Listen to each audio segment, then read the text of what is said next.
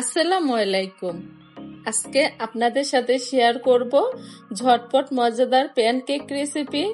আর এই প্যানকেকটা তৈরি করতে কিন্তু মাত্র সময় লাগবে 10 মিনিট। তো চলুন মূল রেসিপিটি দেখে নেওয়া যাক।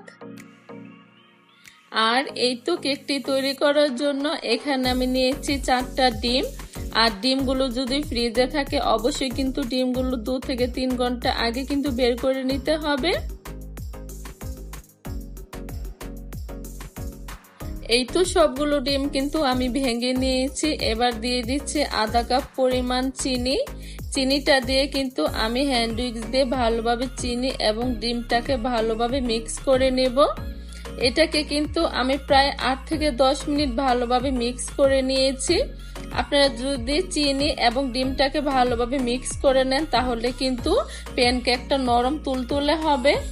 এবার দিয়ে দিচ্ছি আধা কাপ পরিমাণ তেল। তেলটাকে দিয়েও কিন্তু আবার পুরোটা উপকরণ ভালোভাবে মিক্স করে নেব।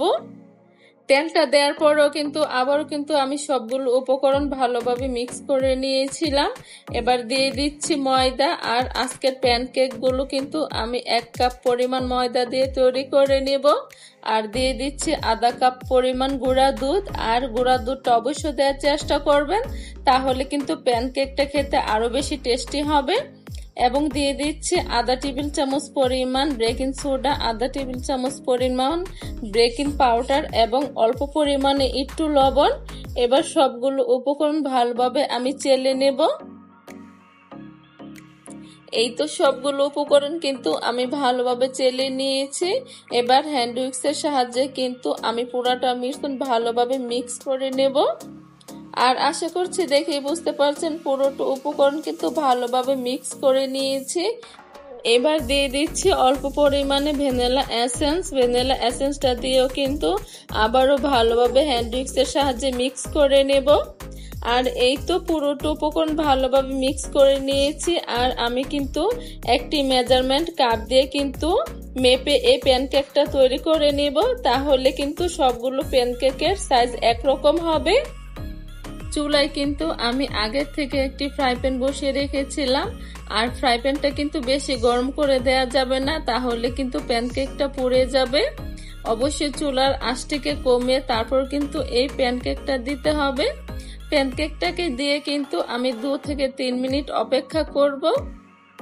আমি কিন্তু 2 থেকে 3 মিনিট অপেক্ষা করেছিলাম। এবার কিন্তু আমি প্যানকেকটাকে উল্টিয়ে দিচ্ছি। এই তো একটি প্যানকেক কিন্তু তৈরি হয়ে গিয়েছে। আপনাদের সুবিধার্থে আরেকটিও কিন্তু আপনাদেরকে তৈরি করে দেখাবো।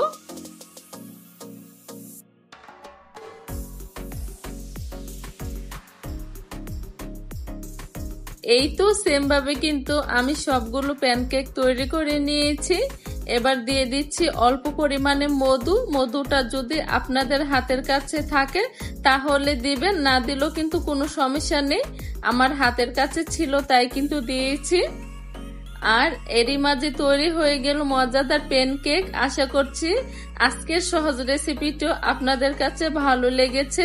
যদি ভালো লেগে থাকে অবশ্যই চ্যানেলটাকে সাবস্ক্রাইব করে পাশে থাকবেন। সবাই ভালো থাকবেন, সুস্থ থাকবেন। আল্লাহ হাফেজ।